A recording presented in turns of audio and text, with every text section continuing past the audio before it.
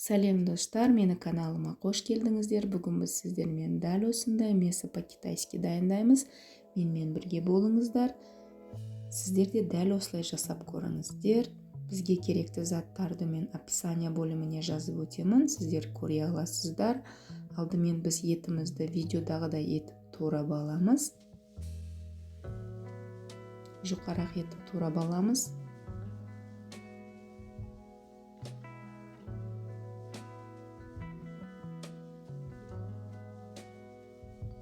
Пиязымызды де, морковты де, болгарский перцті де дәл солай әдемілеп турап аламыз барлығыны.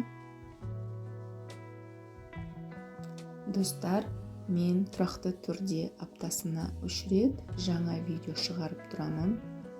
Сіздер соны жіберіп алмау үшін каналға тіркеліп, қоңыраушаны басып қойыңыз.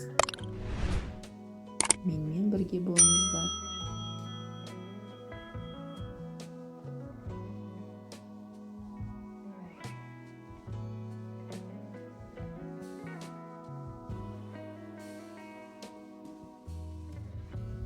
Бізге дәл осындай көк фасоль қажет болады. Өте дәмді болады. Егер бұны салсаңыздар, салмасаңыздар да болады.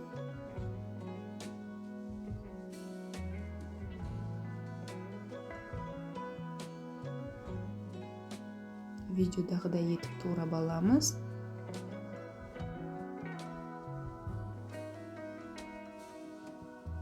Достар, дәл осы рецепт бойынша жасап көрсеңіздер, комментарий бөліміне жазып өтіңіздер. Пиязымызды де турап аламыз.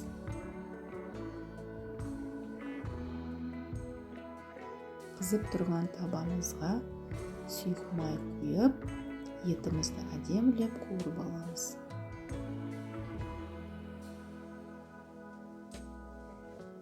Етімізді қызарғанға дейін қуырамыз.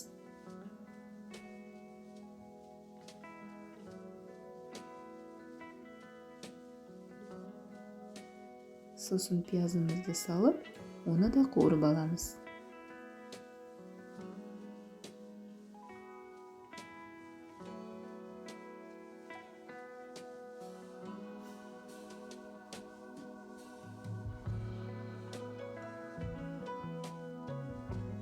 Фасолімізді саламыз.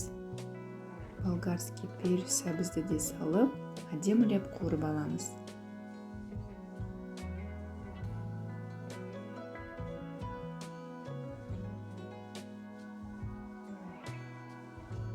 Азғана соя құйып жібереміз. Етіміз өте әдемі піседі. Тамағымыздың да дәмі өте керемет болады. Тұз саламыз. Переправа салдым мен. Зіремен кинзаны кептірілген салып жібердім. Өте керемет дәм береді. Қуырып болғаннан соң су құйып, біраз қайнатып аламыз піскенге дейін.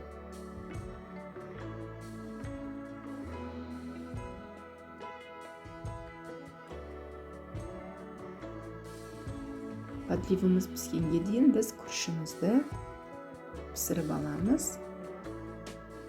Күрішімізді жуып, су құйып, азғана тұз салып, қайнатып аламыз. Азғана май құйып жібереміз, өйткені күріш піскеннен соң жабысып қалмау үшін.